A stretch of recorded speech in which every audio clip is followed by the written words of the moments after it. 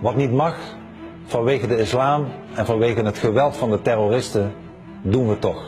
En dat noemen we vrijheid van meningsuiting.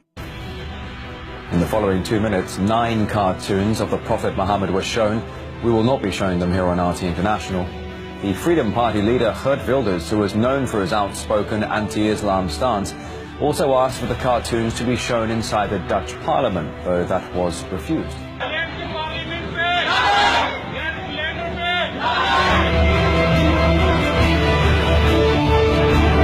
कदर नबी दा एक ही जानन दुनियादार कमीने, कदर नबी दा जानन वाले सौ गए विच मदीने।